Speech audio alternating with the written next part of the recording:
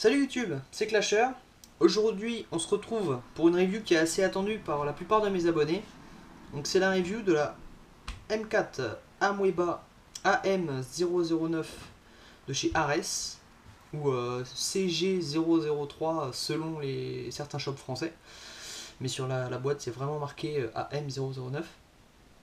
Donc de toute façon, c'est la gamme Amoeba de Ares. Donc Amoeba, c'est Ares qui copie, on va dire, Magpul. Donc là, on peut voir quand même des beaux marquages qui quand même ressemblent à du Magpul. Donc c'est une réplique en métal et ABS. Donc tout ce qui est upper, lower, grip, donc le chargeur d'origine, la crosse sont en plastique. Le tube de crosse et le RIS, enfin, si on peut appeler ça un RIS, et le garde-main et le outer barrel sont en métal. Donc vous avez un peu tout le poids à l'avant.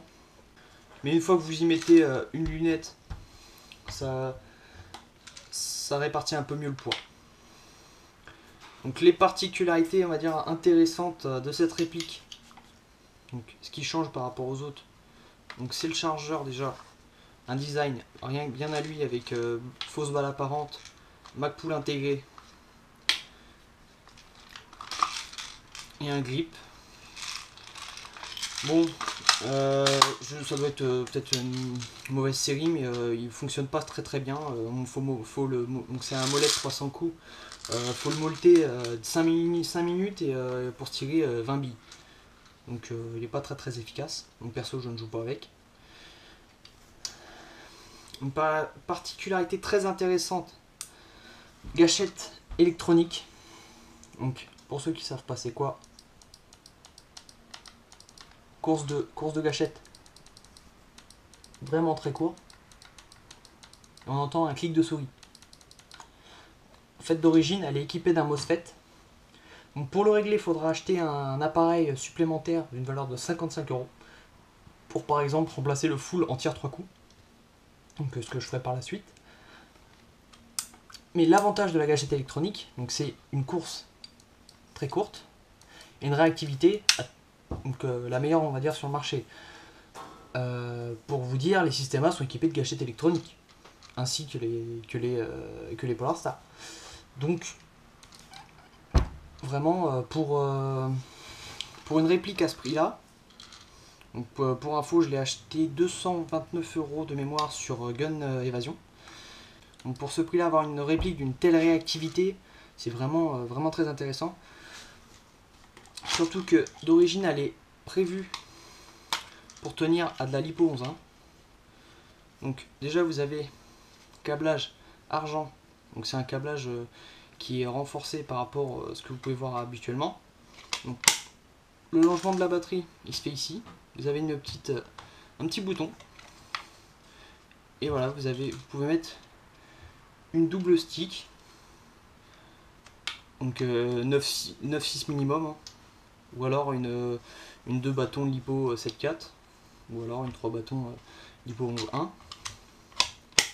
Hop, ça se clipse. Donc vous pouvez une attachante ici. Donc moi j'ai mis la mienne là. Bon, après rien ne vous empêche de changer celle-ci pour en mettre une avec un anneau. Sight dépliable avant arrière.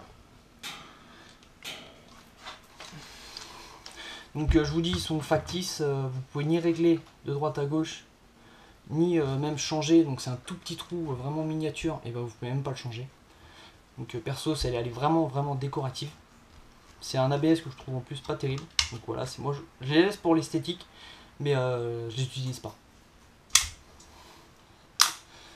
Trappe d'éjection fonctionnelle avec une fausse culasse qui vous révèle le bloc hop.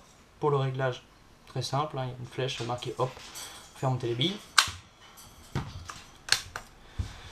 Donc le garde-main, il possède 4 rails, donc 2 très courts de chaque côté, un peu plus long au-dessus et un encore un peu plus grand en dessous.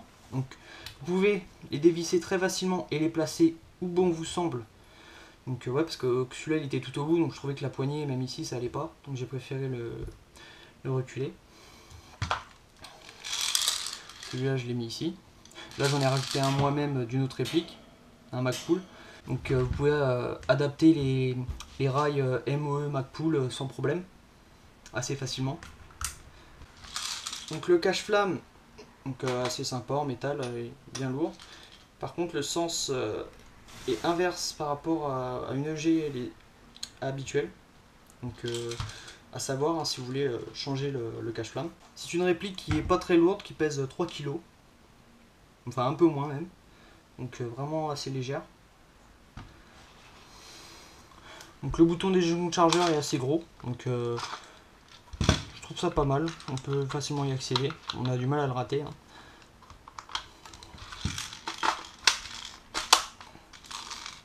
D'origine, elle a vraiment des bonnes perfs. Donc elles sont annoncées à niveau puissance dans les 380 fps. Donc moi taper un peu moins que ça, dans les 360, 370. Donc d'origine, j'ai préféré directement changer le canon. Parce que j'ai regardé à l'intérieur, il me paraissait mal usiné. Enfin, il y avait déjà des traces d'usure dans le canon. Donc en plus, il est vraiment très léger. Vraiment, le canon par contre, interne, faisait cheap. Donc je l'ai enlevé, je l'ai mis directement à 602 Guarder qui fait très très bien son travail. Donc vraiment, quand je dis 50 mètres précis, ouais, j'y arrive sans problème. Et surtout quand on voit la réactivité, on en envoie de la bille. Donc, je vais vous faire écouter le bruit de la réplique, donc à vide, donc avec une Lipo 7.4 en 30C, donc ce qui ça envoie quand même pas mal.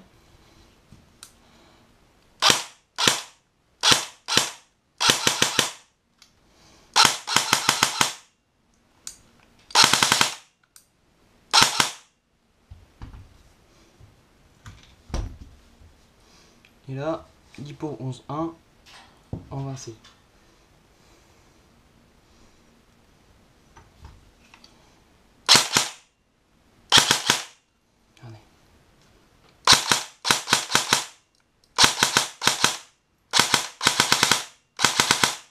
Là, le semi est vraiment énorme.